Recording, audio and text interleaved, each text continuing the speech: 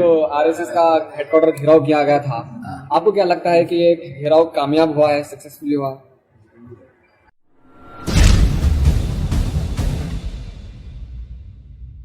देखो, उनको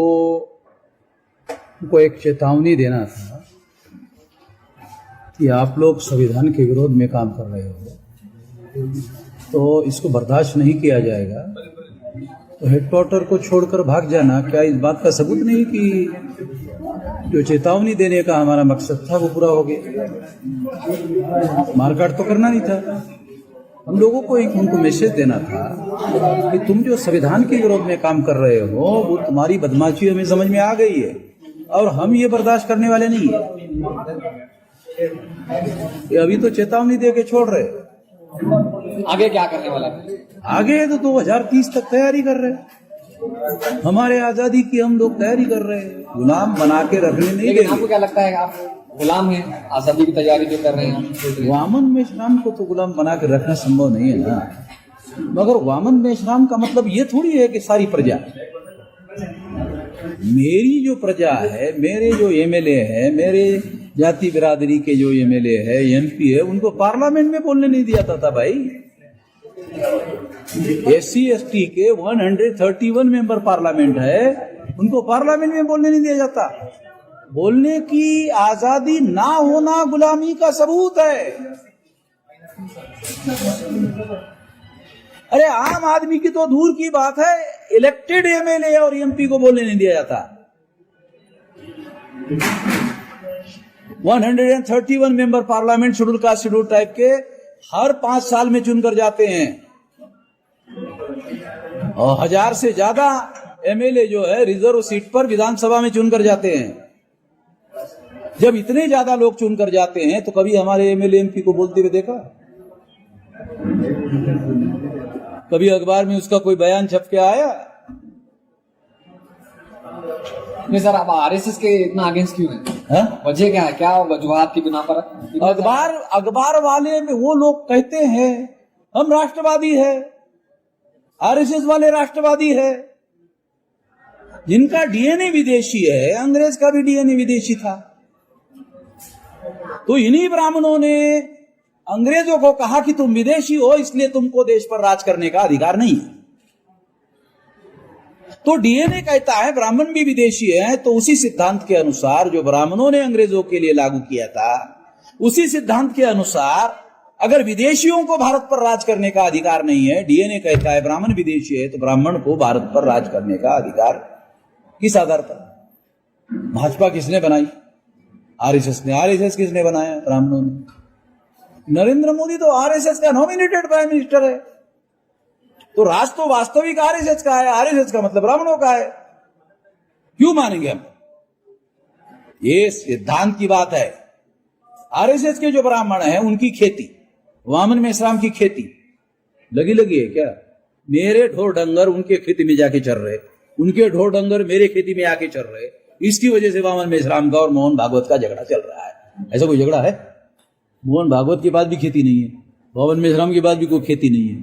तो ये झगड़ा निजी नहीं है, ये झगड़ा सिद्धांत का है कि अगर अंग्रेजों के लिए विदेशियों को भारत पर राज करने का अधिकार नहीं है, तो विदेशी ब्राह्मणों को भारत पर राज करने का अधिकार कैसे है? सिद्धांत की लड़ाई है, निजी झगड़ा थोड़ी है। और कर्नाटक में आने वाले साल में इलेक्शन है, तो आपकी तंजीम की देखो, बीजेपी के लोगों को यूनाइटेड फ्रंट बनाकर हरवाया जा सकता है। ऑल अपोजिशन के लोगों को यूनाइटेड फ्रंट बनाना चाहिए। यूनाइटेड फ्रंट बनाने वाले लोगों को मेरी मदद चाहिए, तो मैं मदद देने के तैयार हूं। सेकुलर गवर्नमेंट कर्नाटक में बननी चाहिए। सर, मूल निवासी वर्सेस आरएसएस ऐसा फाइट चलता है, और कर्नाटक भी और सतीश जारकिहोली एमएलए बेलगांव से एक इशू हो गया।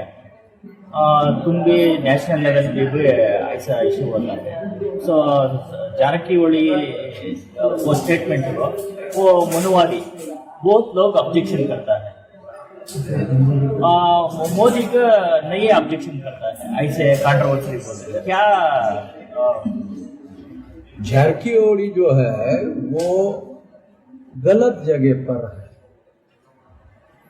वो जिस घर में रह रहा है उस घर के लोग ही बोल रहे तुमसे हम सहमत नहीं।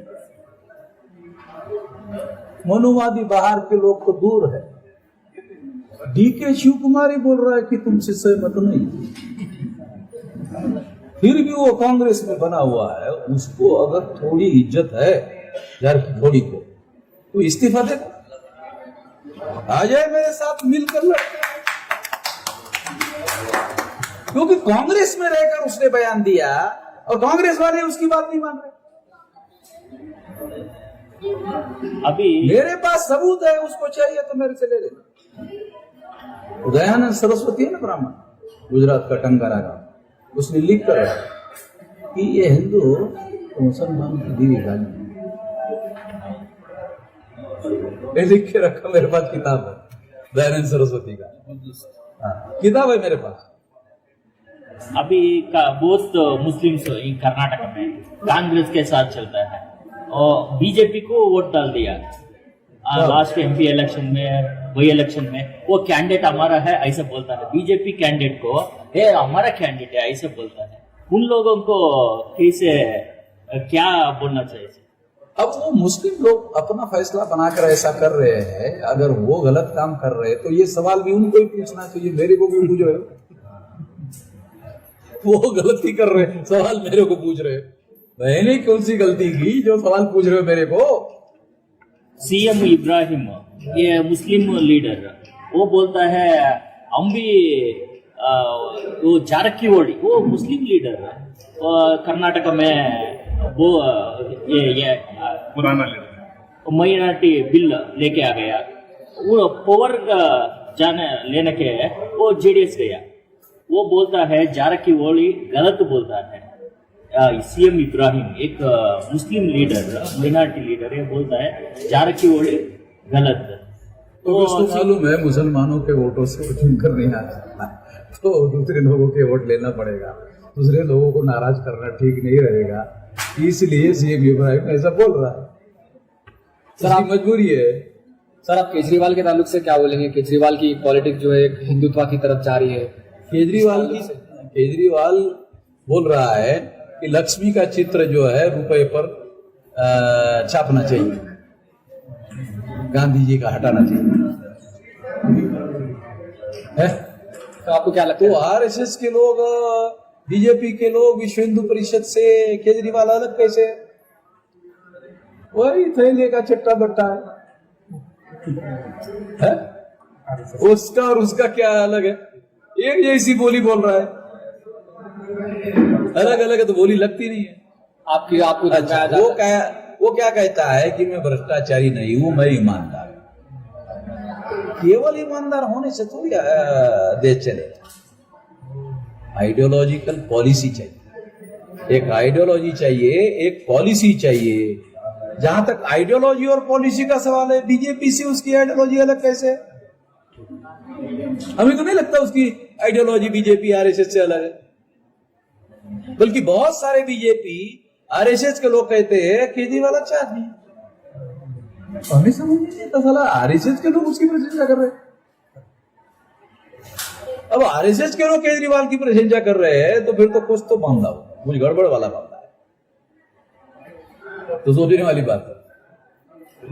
आपको भी मैं आरएसएस वाला हूँ को बोले तेरे साथ पहले तो था एंटी रिजर्वेशन आंदोलन दिल्ली में, यूथ फॉर इक्वेलिटी वाला आंदोलन केजरीवाल ने तो शुरू किया था, और रिजर्वेशन विरोधी आंदोलन था।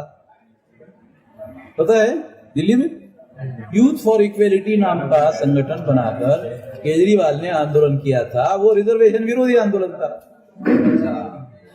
आप लोग पता नहीं, मैं तो दिल्ली में मेरा हेडक्वार्टर है। सर ये अम्बेडकरिस्ट, ENIA, UAPA ऐसे एजेंसियां वो केस डालता है, वो कैसे? तो किस बात का केस डालता है? UAPA का केस डाल दिया बहुत लोग। ये तो पार्लियामेंट का पास किया हुआ कानून है। पार्लियामेंट का पास किया हुआ कानून है, तो उस कानून को लागू करने का सरकार के पास अधिकार है। वो उसका मिसयूज करते हैं, एक अलग बात है, मगर कानून तो पार्लियामेंट ने पास किया। पास गलत कानून पार्लियामेंट के द्वारा पास होना नहीं चाहिए। मगर उनका कहना क्या है, जिन्होंने कानून बनाया, यूएपीए कानून बीजेपी ने नहीं बनाया, कांग्रेस ने बनाया भैया।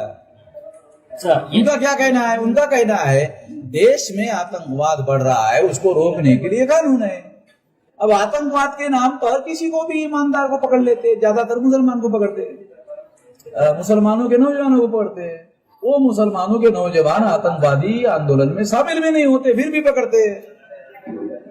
इनमें एक ऑफिस क्यों बेंगलुरु में बन गया? जबकि 18 केसेस आरएसएस के ऊपर है। एक केस आरएसएस के ऊपर देशद्रोह का है। 2003 से 2020 तक 18 तक जो भारत में बम ब्लास्ट हुए, उसमें आरएसएस का आता है। हसन मुशर्रफ साहब का नाम सुना? वो आईजी महाराष्ट्र के।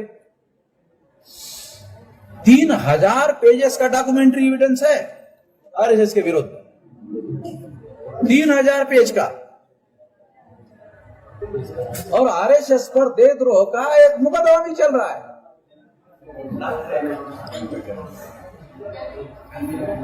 सर आजकल बुद्धिस्ट में ओबीसी के लोग बुद्धिस्ट में बहुत ज्यादा कन्वर्ट हो रहे हैं और आरएसएस परेशान मुझे तो नहीं दिखाई दे रहा है। उनके बाप दादा का, ओबीसी के बाप दादा का धर्म ही बुद्धिस्ट था। ये बुद्धा की जाति क्या है? शाक्य। शाक्य कौन सी जाति? मंडल कमीजन में ओबीसी। उनके बाप दादा का ये धर्म था। अब उनको मालूम आज हो रहा है, तो अब उन्होंने कहा मेरे बाप दादा का धर्म था, उसमें जा रहे, अभी मालूम हो रहा उनको। सर जिस तरह की बातें आप बता रहे हैं, ग्राउंड लेवल पर उसके खिलाफ काम करने के लिए कोई आगे बढ़ता नहीं है। जैसे ही कोई आवाज उठती है तो या तो उसे अरेस्ट कर लिया जाता है या उसी तरह पूरी तरह उसे खत्म कर दिया जाता है। क्या सोल्यूशन होना चाहिए? मुसलमान जमीनी लेवल पर काम करेगा तो उसको अरेस्ट नहीं करेंगे, और कर रहे हैं। SC ST OBC इस देश की मूल समस्या है। इनका इस्तेमाल करते हैं आरएसएस के। अगर इनको जगाया जाए, इनको जोड़ा जाए, इनका संगठित शक्ति निर्माण किया जाए, तो इनका इस्तेमाल ही आरएसएस को लोग कर नहीं पाएंगे मुसलमानों के खिलाफ। तो इनके जगने से मुसलमानों की समस्या का समाधान हो जाएगा। नहीं, इनका ही तो इस्तेमाल होता है। कोई ब्राह्मण मुसलमान के घर पर चढ़ के आता है? सुना आपने कभी? किसी ब्राह्मण ने मुसलमान के घर पर जाके पत्थर मारा, सुना कभी? किसी फसाद में ब्राह्मण मरा, सुना कभी? क्यों? वो दिमाग चलाते, प्लान बनाते घर पे बैठे बैठे। SC ST OBC को मुसलमानों के विरोध में भड़काते हैं। तो समस्या तो SC ST OBC की है, इनको जगाने की, इनको जोड़ने की जरूरत है। ये बददिमाग लोग हैं 2000 साल के। लेकिन बताया जाता है कि ब्राह्मण लोगों को फॉरवर्ड करने के लिए, आगे बढ़ाने के लिए आरएसएस की बुनियाद डाली गई। लेकिन देखा जाता है कि पीएम ब्राह्मणिज्म से नहीं है, होम मिनिस्ट्री उसके लेवल पे नहीं है। तो क्या प्लान होगा? ये तो रिमोट कंट्रोल से चलाते हैं ना। सामने देखो होता क्या है कि जो अनपढ़ लोग थे, अनपढ़ लोग होते हैं, वो आंखों से काम लेते हैं, बुद्धिमान लोग दिमाग से काम लेते हैं। तो हिंदुस्तान की तो गद्दी जो पर अनपढ़ बैठने लोगों के पास दिमाग नहीं होता है, आंखें होती है। तो आंखों से कहते अरे हमारा बैकवर्ड आदमी है नरेंद्र मोदी, वो सड़ी के साले पर दिमाग देखने से ही गधे बन जाते हैं। तो अनपढ़ गवार आदमी आंखों से काम लेता है और ब्राह्मण जैसा आदमी दिमाग से काम लेता है। क्यों? पढ़ा लिखा है, 2000 साल से पढ़ रहा है। ये 2000 साल से आपकी भाषा में जाहिल बना के रखा हुआ है। अनपढ़ गवार साला बहुत छोटा शब्द है। आप लोगों का शब्द है जाहिल। जाहिल बढ़िया शब्द है, जाहिल बना के रखा हुआ है। नहीं, ये जो बातें कही जा रही है इन ग्राउंड लेवल पे उठाने वाला नहीं है, और जैसे ही कोई आवाज उठती है दबा दिया जाता है। सोल्यूशन क्या होगा उसका? हम लोग उठा रहे हैं। 3.5 लाख लोग नागपुर में लोग आए आकाश से टपके, क्या जमीन से ही तो आके चले गए वहां। ये 567 जिलों से लोग वहां आए, वो जिलों में काम कर रहे, तब तो आए थे एक बार। तो हमारा पब्लिसिटी में कोई अखबार खबर नहीं छापता। क्यों? भारत में जितने चैन अखबार है सारे ब्राह्मण बनिया चला रहे, जो आरएसएस के समर्थक है। ब्राह्मण पत्रकार है, बनिया मालिक है। वामन मेश्राम की खबर ही आउट। ये तो नागपुर के आंदोलन को मजबूर होकर 14 चैनल के लोगों ने दिखाया। जब मैंने वहां ठोकने के लिए गया ना हेडक्वार्टर पर, तब उनको लगा साले खबर तो देना पड़ेगा भाई, नहीं तो उनके ही लोग अनजाने में रहेंगे, इधर ठोक लेगा वामन मेश्राम। बताना पड़ेगा कि वामन मेश्राम ठोकने के लिए आया।